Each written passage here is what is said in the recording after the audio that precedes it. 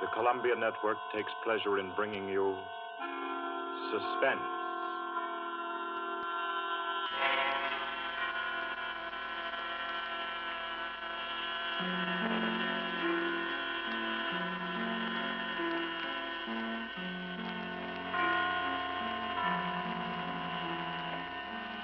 Suspense, Columbia's parade of outstanding thrillers, produced and directed by William Spear and scored by Bernard Herrmann. The notable melodramas from stage and screen, fiction and radio, presented each week to bring you to the edge of your chair, to keep you in suspense.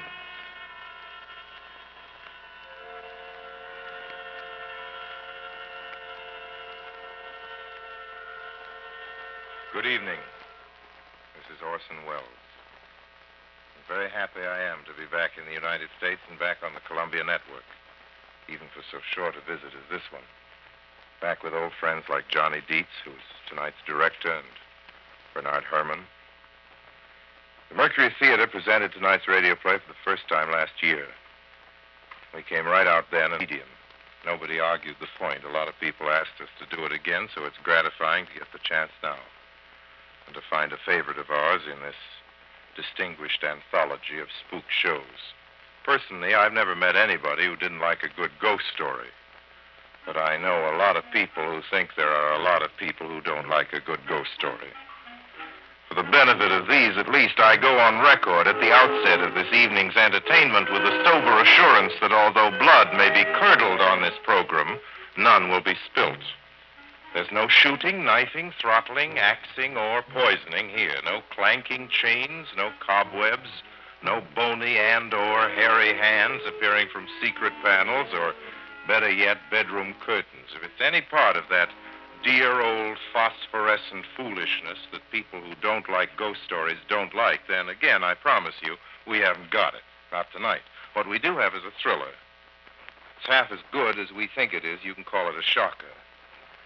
It's already been called a real Orson Welles story. Now, frankly, I don't know what this means. I've been on the air directing and acting in my own shows for quite a while now, and I don't suppose I've done more than half a dozen thrillers in all that time. Honestly, I don't think even that many, but it seems I do have a reputation for the uncanny. Quite possibly, a little escapade of mine involving a couple of planets, which shall be nameless, is responsible. Doesn't really matter. Don't think I disapprove of thrillers. I don't. A story doesn't have to appeal to the heart. It can also appeal to the spine. Sometimes you want your heart to be warmed, and sometimes you want your spine to tingle. The tingling, it's to be hoped, will be quite audible as you listen tonight to The Hitchhiker. That's the name of our story, The Hitchhiker.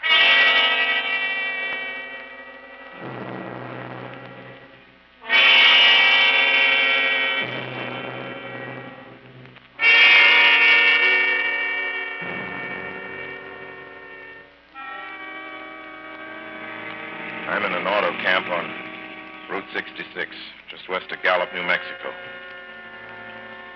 If I tell it, perhaps it'll help me. Keep me from going crazy. I gotta tell this quickly. I'm not crazy now. I feel perfectly well, except that I'm running a slight temperature. My name is Ronald Adams. I'm 36 years of age, unmarried, tall, dark, with a black mustache. I drive a 1940 Buick, license number 6Y175189. I was born in Brooklyn. All this I know. I know that I'm at this moment perfectly sane. That it's not me who's gone mad. It's something else. Something utterly beyond my control. I've got to speak quickly. At any minute, the link may break. This may be the last thing I ever tell on Earth. The last night I ever see the stars.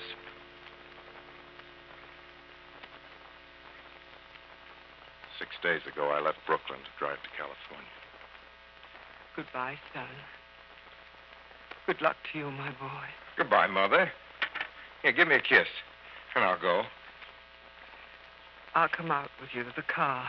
Oh, no, it's raining. Stay here at the door. Hey, what's this? Tears? I thought you'd promised me you wouldn't cry. I know, dear. I'm sorry. But I do hate to see you go. I'll be back. It'll only be on the coast 3 months. Oh, it isn't that. It's just the trip. Ronald, I wish you weren't driving. Oh, Mother, there you go again. People do it every day. I know, but you'll be careful, won't you? Promise me you'll be extra careful. Don't fall asleep or drive fast or pick up any strangers on the road. Oh, gosh. I think I was still 17 here, you told. Oh. And why? I mean, as soon as you get to Hollywood, won't you, son? Of course I will. Don't you worry. There's anything going to happen. It's just 8 days of perfectly simple driving on smooth, decent, civilized roads with a hot dog or a hamburger stand every 10 miles.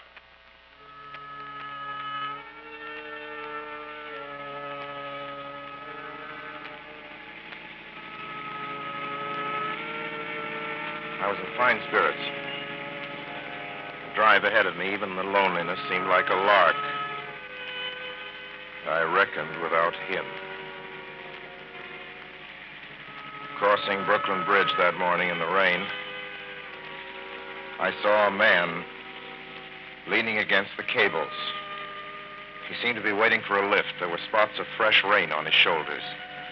He was carrying a cheap overnight bag in one hand. He was thin, nondescript, with a cap pulled down over his eyes. I would have forgotten him completely, except that just an hour later, while crossing the Pulaski Skyway over the Jersey Flats, I saw him again. At least, he looked like the same person. He was standing now with one thumb pointing west. I couldn't figure out how he got there, but I thought probably one of those fast trucks had picked him up, beaten me to the Skyway, and let him off. I didn't stop for him. Then late that night, I saw him again. It's on the new Pennsylvania Turnpike between Harrisburg and Pittsburgh. It's 265 miles long with a very high speed limit. I was just slowing down for one of the tunnels when I saw him, standing under an arc light by the side of the road. I'd seen quite distinctly the bag, the cap, even the spots of fresh rain over his shoulders. He hallooed at me this time. Hello! I stepped on the gas like a shot. That's lonely countries of the Alleghenies, and I had no intention of stopping. Besides, the coincidences or whatever it was gave me the willies. Stopped at the next gas station.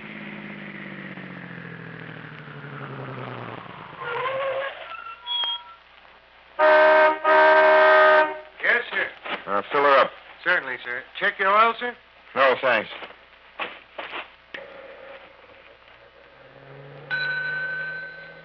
Nice night, isn't it? Yes. It hasn't been raining here recently, has it? Not a drop of rain all week. Oh? I suppose that doesn't done your business any harm. Oh, people drive through here all kinds of weather. Mostly business, you know. There aren't many pleasure cars out on the turnpike this season of the year. I suppose not. What about hitchhikers? Hitchhikers here? What's the matter? Don't you ever see any? Not much.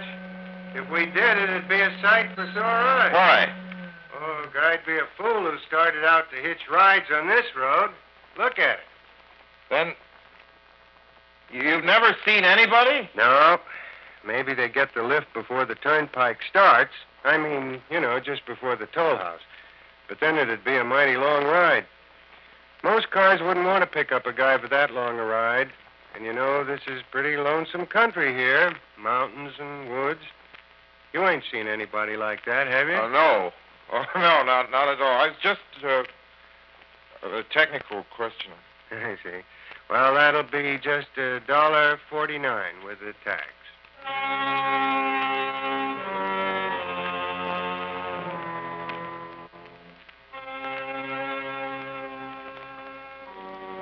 The thing gradually passed through my mind as sheer coincidence. I had a good night's sleep in Pittsburgh. I didn't think about the man all next day until So just outside of Zanesville, Ohio, I saw him again. It's a bright, sunshiny afternoon. The peaceful Ohio fields, brown with the autumn stubble, lay dreaming in the golden light. I was driving slowly, drinking it in, when the road suddenly ended in a detour. In front of the barrier, he was standing.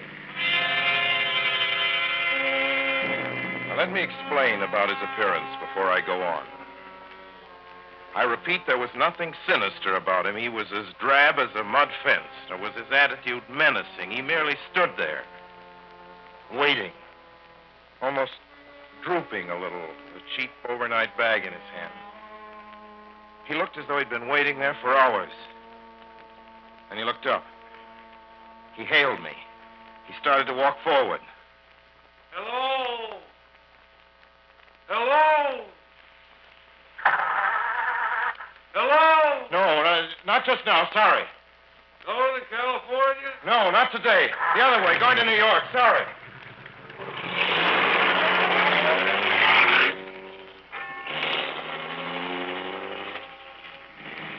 After I got the car back on the road again, I felt like a fool. Yet the thought of picking him up, of having him sit beside me, was somehow unbearable. At the same time, I felt more than ever unspeakably alone.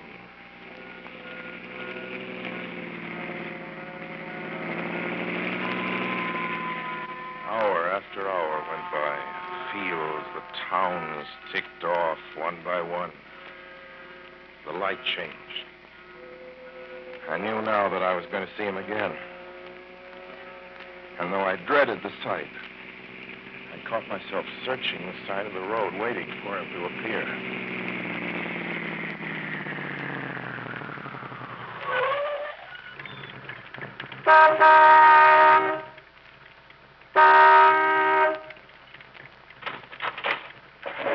Yeah, what is it?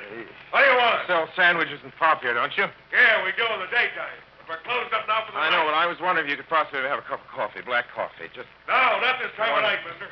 My wife's the cook. She's in bed. No, don't shut the door, please. Listen, just a minute ago. Just a minute ago, there was a man standing here right beside the stand, a suspicious-looking man. I don't mean to disturb you. You see, I was driving along when I just happened to look, and there he was. How's he doing? Well, nothing. You've been taking a nip. That's what you've been doing. Now, on your way before I call out Sheriff Oates.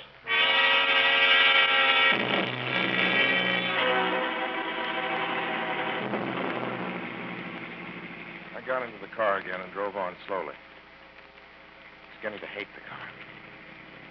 If I could have found a place to stop, to rest a little. I was in the Ozark Mountains of Missouri now. Few resort places there were closed, only an occasional log cabin, seemingly deserted. That's all that broke the monotony of the wild, wooded landscape. I had seen him at that roadside stand. I knew I'd see him again. Maybe at the next turn of the road. I knew that when I saw him next, I would run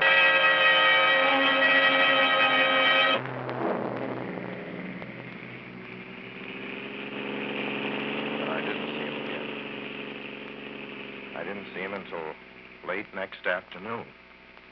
I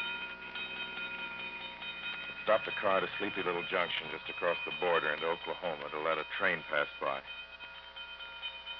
When he appeared across the tracks, leaning against a telephone pole. Perfectly airless, dry day. The red clay of Oklahoma was baking under the southwestern sun. Yet there were spots of fresh rain on his shoulders.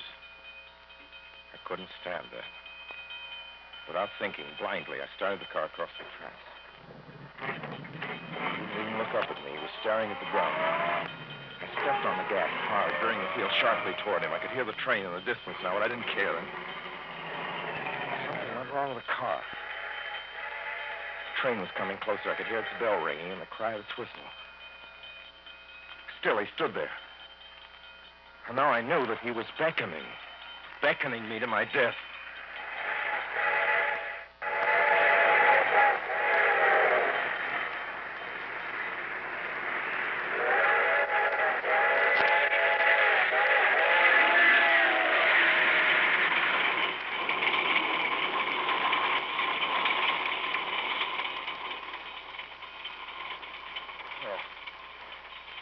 frustrated him that time.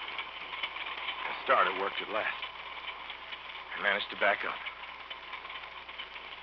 When the train passed, he was gone.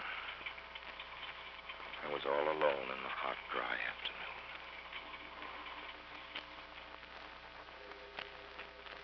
After that, I knew I had to do something. I didn't know who this man was or what he wanted of me. I only knew that from now on, I mustn't let myself alone on the road for 1 minute.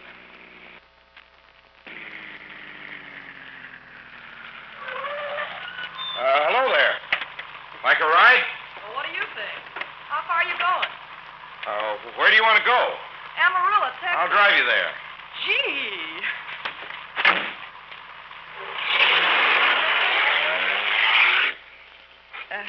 You mind if I take off my shoes? My dogs are killing me. Go right ahead. Oh, gee, what a break this is. Hitchhike much? Sure. Only it's tough sometimes in these great open spaces to get the break. I should think it would be, though. I'll bet you get a good pickup in a fast car. If you did, you could get places faster than, say, another person in another car, couldn't you? I don't get you. Well, take me, for instance. Suppose I'm driving across the country, say, at a nice, steady clip, about 45 miles an hour. Couldn't a girl like you just standing beside the road waiting for a lift beat me to town? Or any town, provided she got picked up every time in a car doing from 65 to 70 miles an hour? I don't know. What difference does it make? Oh, no difference. It's just a crazy idea I had sitting here in the car. Imagine spending your time in a swell car thinking of things like that. What would you do instead? What would I do? If I was a good-looking fellow like yourself, why, I just enjoy myself every minute of the time. I'd sit back and relax. And if I saw a good-looking girl along the side of the road, hey, look out! Did you see him? See who? A man standing beside the barbed wire fence. I didn't see anybody. It wasn't nothing but a bunch of cows and a wire fence. No? What'd you think you was doing? Trying to run into the barbed There's wire a man fence? there, I tell you. A thin gray man with an overnight bag in his hand. And I was trying to run him down. Run him down? You mean kill him? Say you didn't see him back there? You sure? I didn't see a soul. As far as Watch that's concerned... for him the next time and keep watching. Keep your eyes peeled on the road. He'll turn up again. Maybe any minute. There! Look there!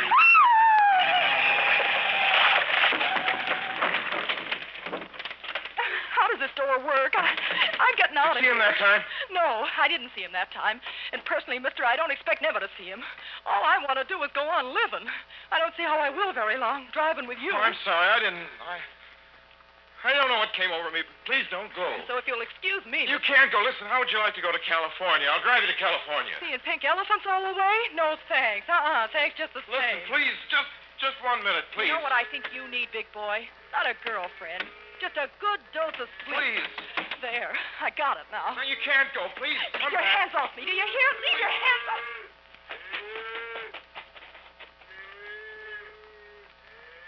She ran from me. As though I were a monster. A few minutes later, I saw a passing truck pick her up. I knew then that I was utterly alone. In the heart of the great Texas prairies, there wasn't a car on the road after the truck went by. I tried to figure out what to do, how to get hold of myself. If I could find a place to rest, or even if I could sleep right here in the car for a few hours along the side of the road.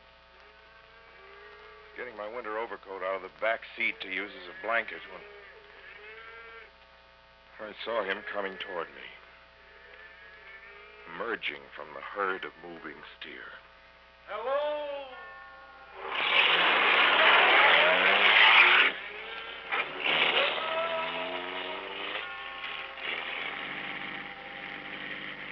Maybe I should have spoken to him then.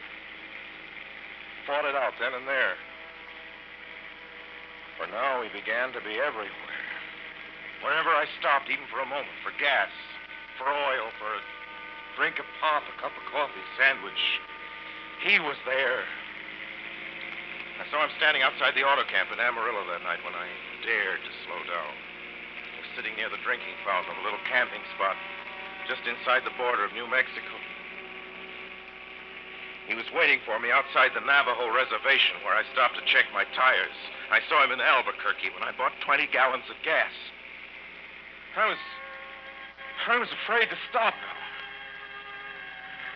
I began to drive faster and faster. I was in lunar landscape now. The great arid mesa country of New Mexico. I drove through it with the indifference of a fly crawling over the face of the moon. Now he didn't even wait for me to stop. Unless I drove at 85 miles an hour over those endless roads, he waited for me at every other mile. I'd see his figure, shadowless, flitting before me, still in its same attitude, over the cold, lifeless ground, flitting over dried-up rivers, over broken stones cast up by old glacial upheavals, flitting in that pure and cloudless air. I was beside myself when I finally reached Gallup, New Mexico this morning. There's an auto camp here. Cold, almost deserted this time of year. I went inside, asked if there was a telephone. I had the feeling that if only I could speak to someone familiar, someone I loved, I could pull myself together.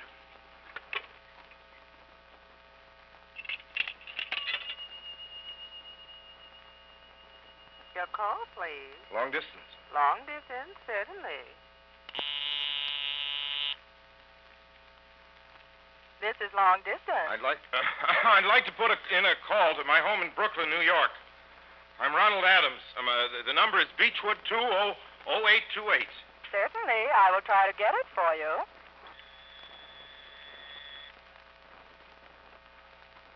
Albuquerque. New York for Gallup. New York. Gallup, New Mexico, calling Beechwood 20828. I read somewhere that love could banish demons. It's the middle of the morning. I knew Mother would be home. I pictured her tall, white-haired in her crisp house dress, going about her tasks. Enough, I thought, just to hear the even calmness of her voice. Will you please deposit $3.85 for the first 3 minutes? When you have deposited $1.50, will you wait until I have collected the money?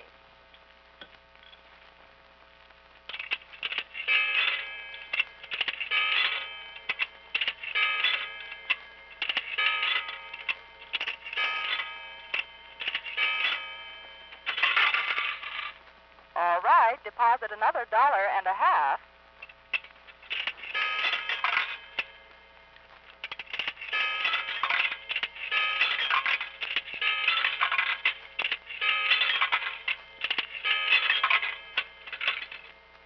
Will you please deposit the remaining 85 cents?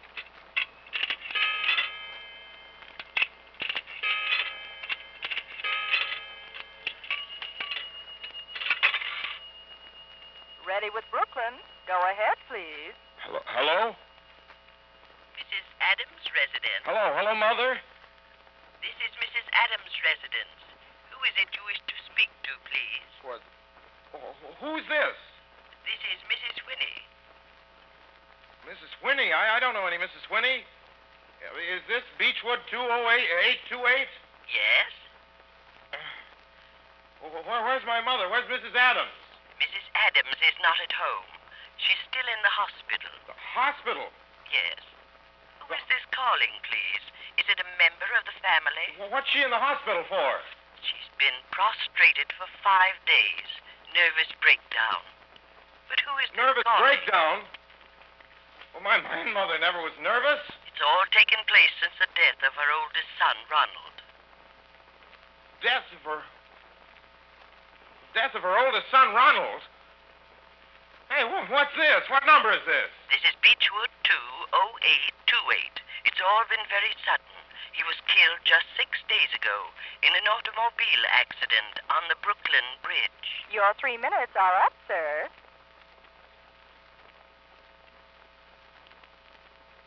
Your 3 minutes are up, sir.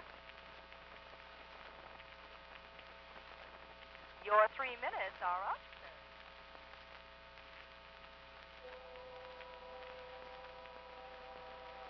And so I'm sitting here in this deserted auto camp in Gallup, New Mexico. I'm trying to think. I'm trying to get hold of myself. Otherwise, I am going to go crazy. Outside, it's night. The vast, soulless night of New Mexico. 1,000,000 stars are in the sky. Ahead of me stretch 1,000 miles of empty mesa. Mountains, prairies, desert. Somewhere among them, he's waiting for me. Somewhere I shall know who he is and who I am.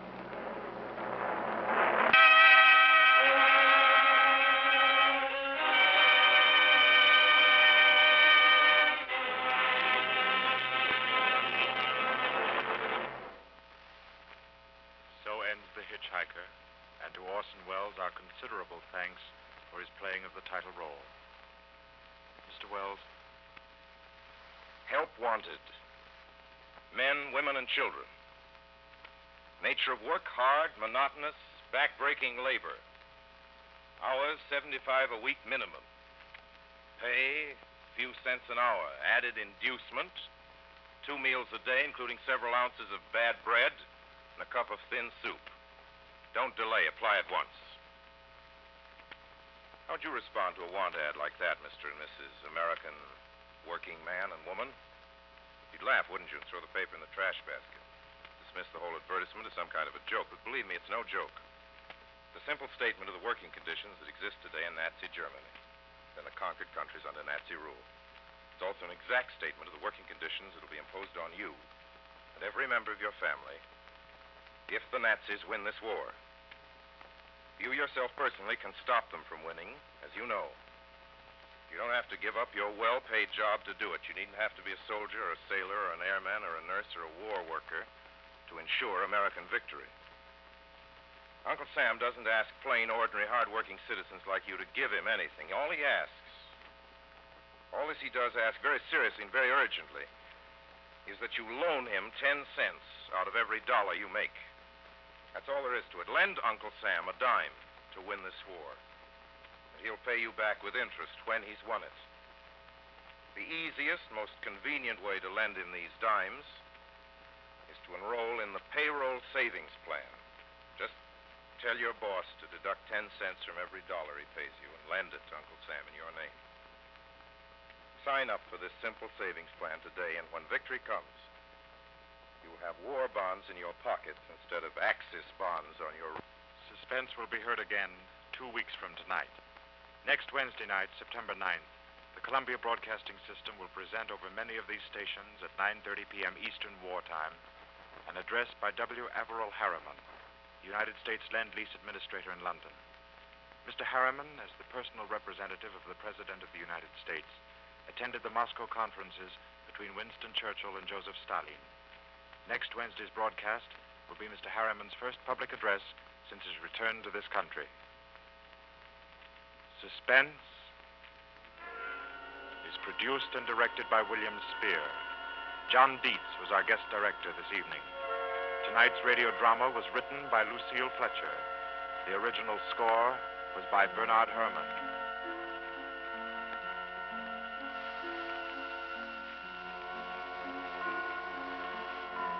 This is the Columbia Broadcasting System.